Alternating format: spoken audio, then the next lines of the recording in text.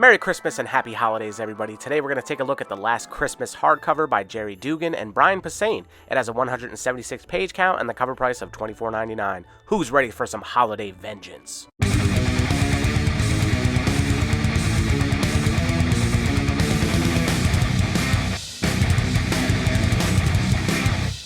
Hope everybody's having a wonderful Christmas day here. I wanted to put out a video with the Christmas theme for you guys, so I ended up stumbling upon this book, The Last Christmas, from Gerry Duggan and Posehn, who worked on Deadpool. This has very much so Deadpool vibes. It's got the humor, it's got the chaos, it's got the violence, it's got the hero, and the hero just so happens to be Santa Claus. You know, I'm glad I stumbled upon this, honestly. It's a pretty hilarious book, and it's a short read, too. It's only 5 issues, and I think they did a great job telling this little kind of just quirky, funny Christmas story with Santa Claus just being a total badass.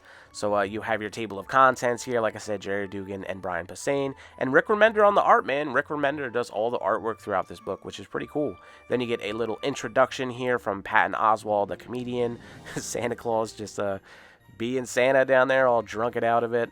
I think this is probably from one of the trade paperbacks or something. It's a little like afterword from Mrs. Claus. So you get into chapter 1 here. See, 'twas the fight before Christmas. So there's chapters in this. Each one has like a different kind of spin on a classic Christmas like rhyme or whatever. And it starts out with the snowman. He kind of like narrates this a little bit. But so basically like an Armageddon event happened. And there's just these marauders and mutants that are all over the world. Most children and people have been like killed away, but Santa Claus is still alive, and he is only alive because of people's belief in him. So there happens to be a boy that still believes in Santa Claus, so that's why he's still alive. So what ends up happening is this Santa's village ends up getting attacked actually by these like marauders and these mutants, and they end up killing Mrs. Claus. And after that, man, Santa just loses it. He's just comes a full-blown like alcoholic junkie, like just straight down on his luck, just doesn't care about anything anymore, and he ends up like trying to kill himself. He's just like spraying like maple syrup all over him and shit for no reason. But it gets pretty like heavy, man. Like Santa just takes the sleigh up to the air, as you see here, and then he just jumps out because he's just trying to kill himself. But because people believe in Santa Claus, he is actually immortal, so he cannot die. He's like setting himself on fire. He's trying to hang himself with Christmas lights, which is just insane, man. So you get a lot of this like crazy quirkiness throughout the whole book here, which is kind of good.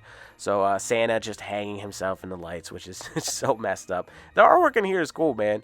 But so the chapter 2 in here is Violent Nights, and this is where this boy's story kind of comes about, and he gets involved in the story. So he's still riding as Santa Claus, and he's the reason why Santa can't kill himself. So he's trying to kill himself all these different kinds of ways, but he's just not getting it done because this boy still believes in him. So he goes himself. He's like, you know what? I'm going to go to this boy, and I'm going to trick my elves into thinking I'm bringing him a bike, but I'm actually going to bring like a chainsaw and all this other stuff. He brings like lime with him. He's just going to kill this little kid so that he can kill himself. Like that, it's some real darkness in this, but so on his way to go kill this child, he's like going by all these cities like Seattle and San Francisco, and they're just all in despair and just like this Armageddon status and overrun by these mutant zombies and these marauders and all this stuff, man. But he ends up coming to this village, and he ends up like meeting up with this child after he, kills some zombies and stuff like that. The boy actually kind of saves him. He's been shooting down some zombies, and he kind of gets a little feeling like he shouldn't kill this child, which is pretty obvious, But so he ends up like kind of like chilling with these people, and he finds this group of survivors. And so Santa kind of gets along with these survivors, and he meets like the cop of this area.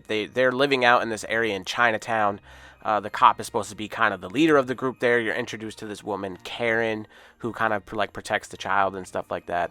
And they kind of go out on like a mission on the outskirts of the village to like kill some of these zombie things and stuff like that. And Santa ends up actually bringing back like some bear to eat.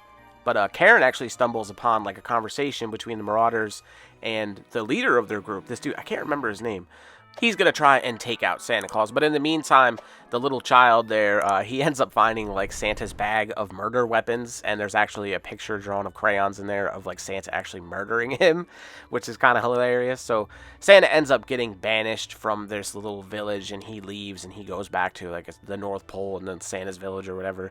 And, you know, he feels bad that he was trying to kill this little kid, which is obvious. But, so you obviously know that that dude has some evil intentions in the group. So Kieron ends up getting the child, and they try to, like, bounce. But the kid actually sends a letter to Santa letting him know that, like, yo, this dude is going to try and kill us or whatever. So Santa gets the letter, and then he's going to head his way back to the town and, you know, go save the little kid from everything and all that. So you get chapter 4 here. Santa's kind of like loading up the sleigh and all that. He's getting his gear together. He's getting his gingerbread man, his elves, all the weapons they need.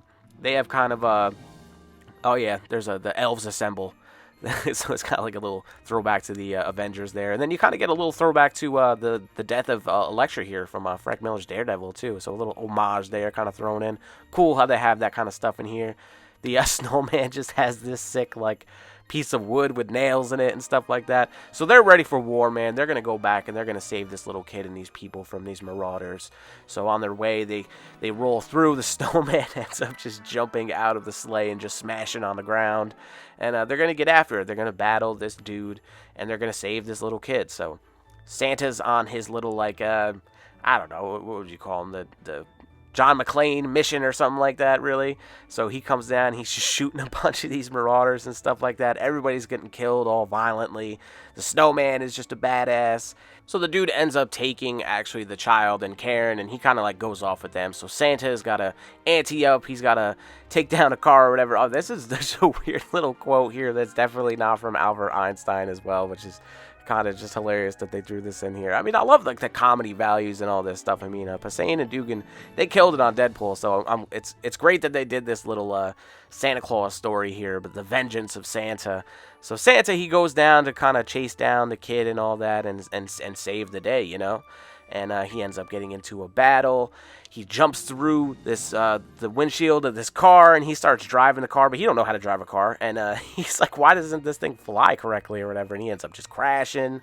And, you know, Santa ends up taking a gunshot to the head from the dude, but Santa can't die because he's immortal. The boy still has belief in him. And Santa starts, you know, putting work to this dude and ends up taking him and throwing him and, of course, planting him on top of the tree. So he's stuck as, like, he's no angel, but he's going to be on top of the tree or something, I remember he says. But, so, you know, Santa saves the day, and he ends up actually tracking down, like, one of the marauder people eventually. And he's got a nice little clean cut there and stuff, and he looks more like a little badass. And not the end, so it's a cool little story, man. You get a little afterword here by Posehn and Duggan.